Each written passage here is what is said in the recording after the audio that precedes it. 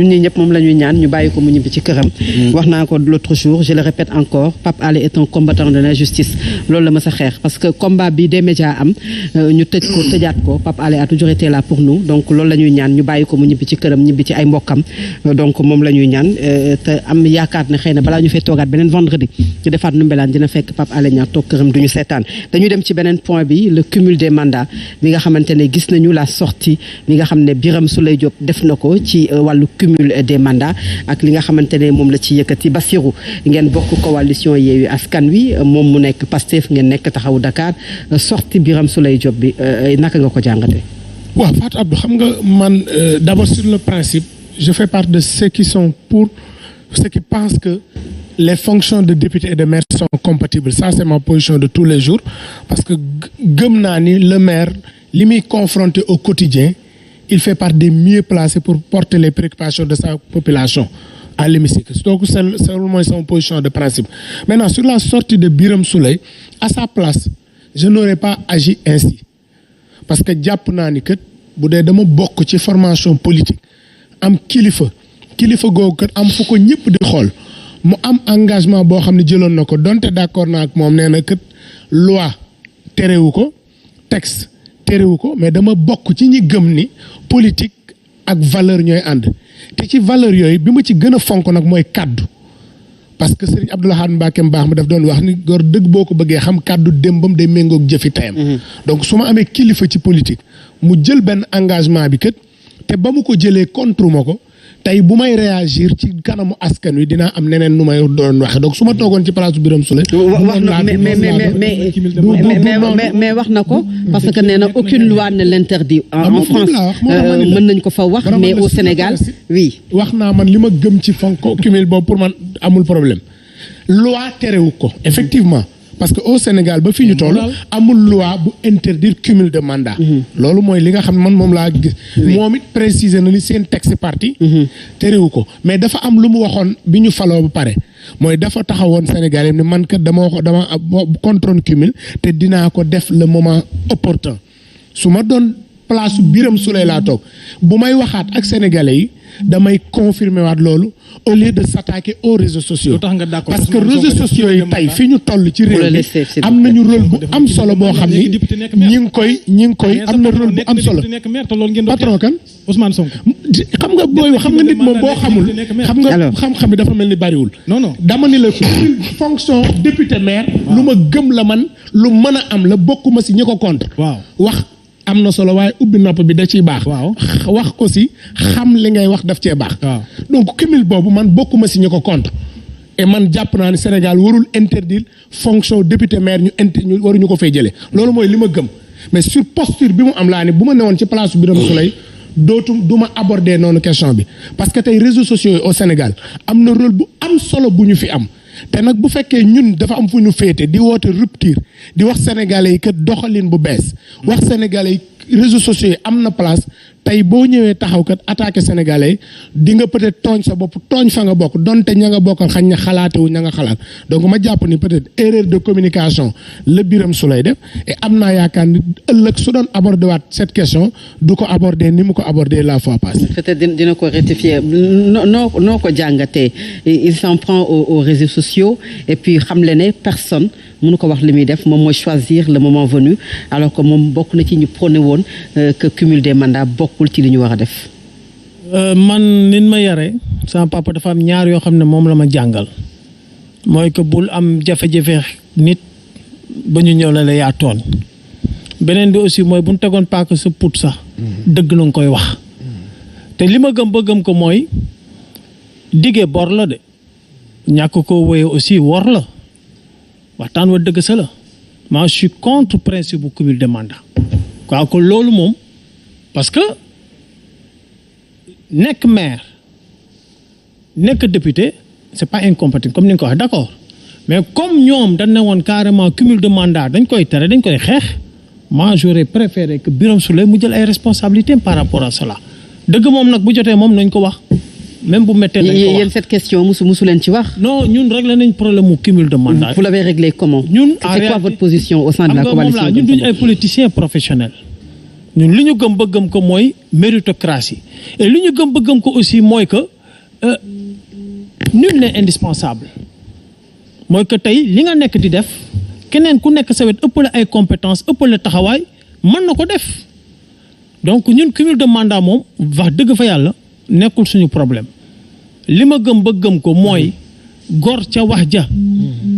kàddu dañ koy fonk soo gisee man ma bàyyi président Macky Sall fukki at ma def ko fa mosuma laal xaalisu politique mosuma am doom ba tànk mais ba mu waroo ak valeur yi nga xam ne mooy transhumance teg ko damaa jël suma responsable génn parce que góoma loolu man li ma gëm ba gëm mooy ñoom wax nañ ne dañuy xeex cumul de mandat duñ ko wéyale suñ si toll nañ ci ku nekk na jël responsabilité par rapport ak engagement bi nga jël ak le peuple sénégalais ñu bari aussi ñu fal la ci loolu parce que loolu ay taar la yoo xam ne tey dañ ko war a génne ci société bi benn nit ngay gis mu yor ay ndomba tànk yoo xam ne bare na déjà rek maire yu ñu yor maire bi la yar rek antaloo ko buñ waxee dëgg parce que la nga fa fekk la lii tax ñu jëlee ña fa nekkoon indi la mooy que la nga fa fekk normalement lu ñu war a jubante lu métti la say mbagg mënoo cee tegaat lenaan man daal wax dëgg fa yàlla par rapport ak cumul de mandat nañu respecter engagement bi nga xam ne moom la ñu jox sénégalais yi fal leen bien que opposition laa nekk ñu nekk nag su may xarit muy ñun muy opposition pouvoir moom boolewu ma leen ci parce que ñoom moom dañuy wàccu di lekkaat alors ci pouvoir boobu mais ñun opposition nañu def rek ba nga xam ne lépp loo xam ne diggal nañ ko askan wi wax ko ñoom ñu wàccoox loolu parce que loolu nag moo ñuy glorifier te moo ñuy honorer par rapport ak suñu kàddu alors Mesere bu ñu fàttalikoo 2019 Ousmane Sonko waxoon na ko wax ne bis bu faloo 2019 loolu muy cumul des mandats bokkul ci li muy jëfee te it yàggul def na benn sortie wax ne en 2024 également bis bu nekkoon ci programme moom di dem campagne électorale daf ko ciy dugal parce que bugg ko et que peut-être amul dara lu tënk aujourd'hui waa Pastef mais moralement bu sañoon du ñu defee cumul des mandats boobu cette sortie de Birame Souleye contraire aujourd'hui ak li nga xam ne moom la Ousmane Sonko souhaité ban lecture nga ci def. waaw jërëjëf soxna Fatou loolu li muy indi rek mooy sénégalais yi dañoo war a sant yàlla d'abord ndax bu ñu nekkee ci réew moo xam ne Ousmane Sonko dafa bëgg a laaj réew mi waroon ci sénégalais yi campagne te booba xam na ne benn loi terewu ko mais moo ko boole ci programme en 2019 du dem ci sénégalais yi campagne. di xeex affaire yu cumul de mandat c'est-à-dire que ne bi mu gañee moom maire Ziguinchor xam na ne ndomb ak tànkub député la yore daf ko waroon a bàyyi benn première mu dëggal ay waxam du loi de mais moral la parce que moo ko waxoon ci kàddoom la génne Birame Souleye bi mu ko waxee moom mu gañe dafa waroon a dëggal boppam bàyyi benn bi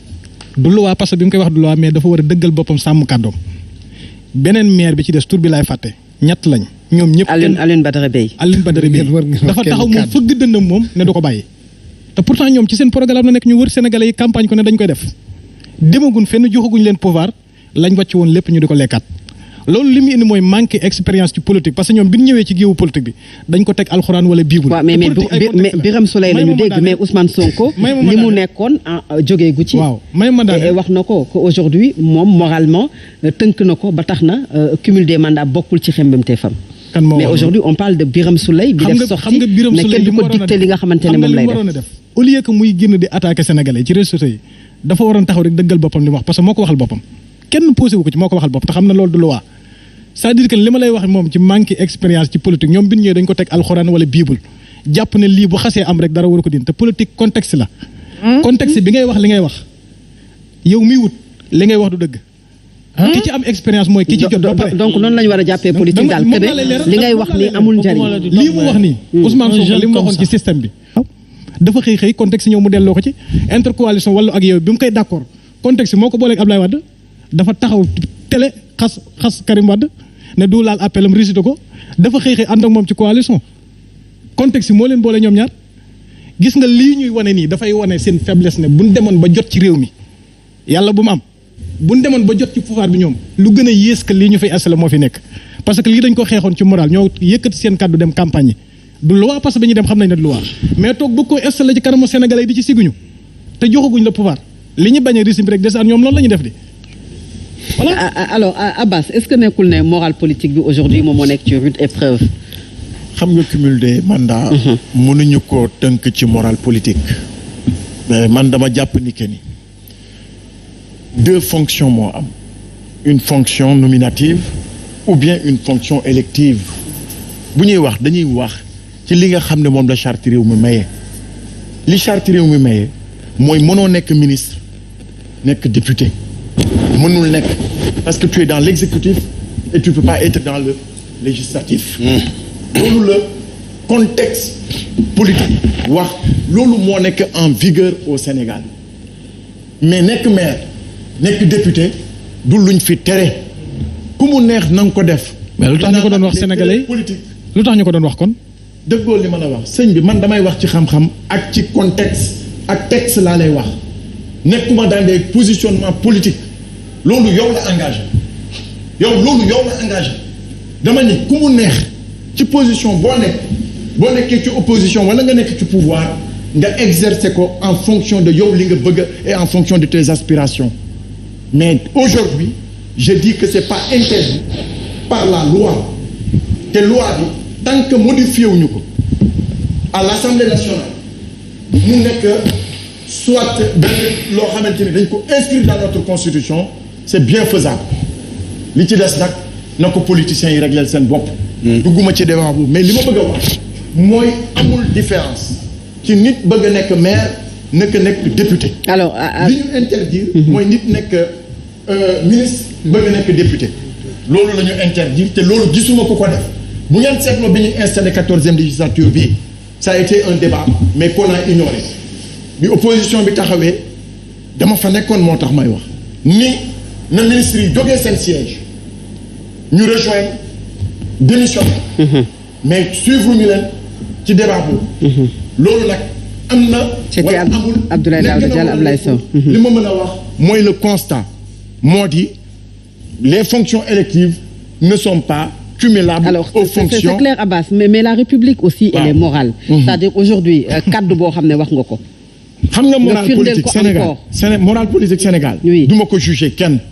mais pourquoi alors que normalement bu la suba xonq gannaaw suba mais est-ce que loolu dañ ko war a tolérer aussi Abbas loolu est-ce qu'on doit quand même dire que comme ni ñu koy waxee les promesses n'engagent un certain niveau de démocratie loolu aussi il faut que ñu accepter ko on n'a pas atteint un certain niveau de démocratie où tout est encadré par la constitution fii da ngay gis ku ñu fal mu toog am beneen sensation mu convoquer Assemblée nationale ñu modifier la constitution def ko en fonction de ses aspirations et sa propre commande et loolu bu amee dañ ko war a bàyyi noonu rek wax ko noonu après on va y arriver quand est-ce que ñun dinañ ko fekkee on va y arriver parce que la démocratie c'est dans le temps la démocratie a son prix et loolu dama gëm ni yàgg dinañ ci mën a arriver parce que le débat est posé maintenant la réflexion elle est enclenchée au sein des quartiers généraux des leaders politiques du pouvoir comme de l'opposition le moment venu nit peut-être kenn wala benn président dina taxaw mu ni cumul de fonction dootul amati Sénégal ñu arrêté ko mu nekk une loi ñu inscrire ko dans la constitution balaa koy kenn di génne di nga mën a jaaraat fa nga war a jaar dinañ la ko accepter duñ la ko accepter moo tax bugguma sori ci débat boobu parce que démocratie processus la c'est un très long chemin États-Unis pour mu atteindre ce niveau de démocratie dafa yàgg la France les grands pays occidentaux pour ñu atteindre ko mais il y en a qui sont passés par des guerres ñun nag ñi ngi dans le débat politique dans l'échange politique mais na ànd ak courtoisie ñu jël benn baromètre mooy aujourd'hui comment faire pour doter du Sénégal les meilleurs documents dans l'administration à l'Assemblée et tout ñu xool nan lañ koy encadrer pour que kenn ku si ne foo mën a féete nga retrouver sa bopp dans la marche du Sénégal. Alors noo ko gisee Aziz cette question sur le cumul des mandats mi nga xam ne fàtte woon nañu ko amaana mais Birame Souleye indiwaat ko sur la table ak sortie bi nga xam ne def na ko yàggul. Tout à fait en fait moi je suis d'accord avec Abbas par rapport ak nu nga xam ne moom la expliqué xam nga dafa am loo xam ne lii su dee dañ ko maanaam réew mi daf ko nangu muy ay texte ay loi ñu siy dox suñ ko bëggee dindi da ngay xaar ba am les mécanismes de le faire c'est-à-dire par exemple j'aurais compris que ñoom ñu ñëw gagner réew mi supposons dox am majorité pour mën a changer les textes mën a changer bu leen neexee ñu def ko. mais am nañu sañ-sañ. étant aujourd'hui à l'Assemblée nationale de proposer. Laisse-moi le soin d'y arriver à votre question. Allez-y, vous avez raison. C'est un problème de principe li may wax nii. Maintenant xam nga kenn ku nekk mun nga wax loo bëgg mais des fois nga gis aussi des discours populistes yu nga xam ne ay nit dinañ ko def ci ay élections pour charmer. En fait les populations gëmloo leen li wax leen ne leen defal leen ñu ni ñun bu ñu faloo nangam bu ñu faloo nangam bu ñu faloo nangam mais qu'est-ce que nous avons vu ces gens-là ñoom ñi nga xam ne ñoo doon wax loolu tey bi ñu ñëwee ba falu nekk maire nekk député ñoom ñi ko waxoon tey bu fekkoonte ne ñoom dañu ñëw démissionner de la mairie ou de l'Assemblée nationale parce que comme dañu wax ne ñoom ñoo ko waxoon ça n'engage que su leen neexee ñu def ko par rapport ak seen li ñu campagne ak askan bi loolu ñoom la maintenant ba mu nekk benn référentiel ci ñoom seen parti ñu wax ko loolu ñoom la engagé que ñëw na def nañ ko que defuñu ko ñun aussi on peut pas les en vouloir de ne pas parce que da ngeen war a démissionner te démissionner d'autant plus que mën nga nekk député nekk maire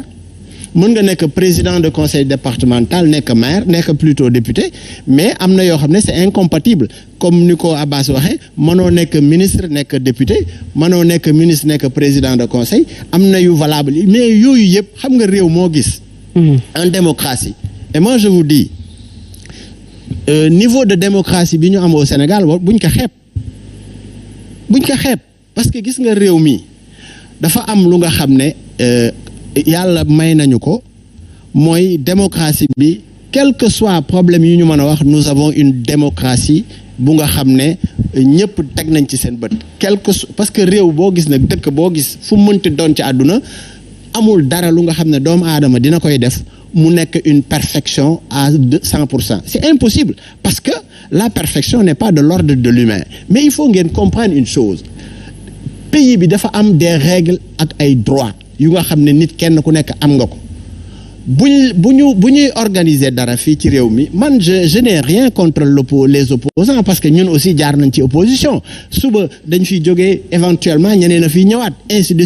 suite parce que avant ñun il y avait avant Senghor di fi nekk en 1960 il y avait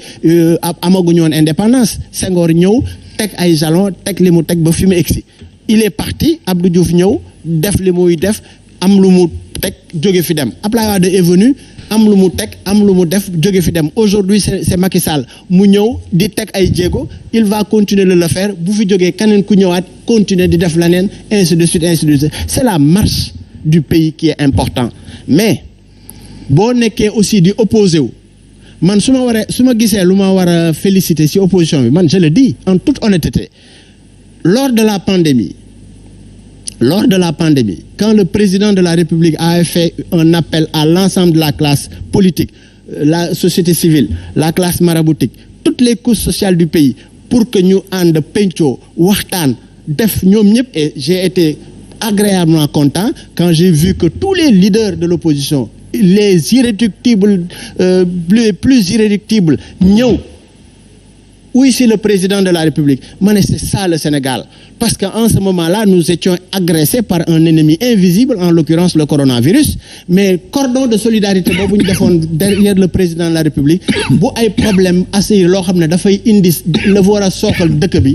noonu la ñu war a def. Maintenant bu élection jotee nag kenn ku nekk am nga droit dagaat baatu askan bi def li nga war a def xeex li nga war a xeex jëf li nga jëf mais néanmoins ñu respecter les fondamentaux mais des fois ngeen gis des attitudes de certains responsables de l'opposition dama ne c'est pas correct gis nañ fii à l'Assemblée nationale bi ñuy installé ay députés yi jël kees gi ñuy voté di ka nguufaan c'est-à-dire dafa am yoo xam ne yi c'est pas joli c'est pas respectable encore une fois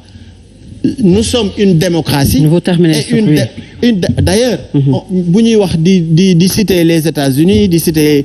l'Amérique enfin je veux dire excusez-moi l'Europe et tout ça c'est vrai que c'est des démocraties avérées et pourtant il y a toujours l'histoire du Capitole bu bërki dem boo njaay la donc la démocratie n'étant pas naturelle a besoin aussi d'être encadrée. Alors Serigne Saliou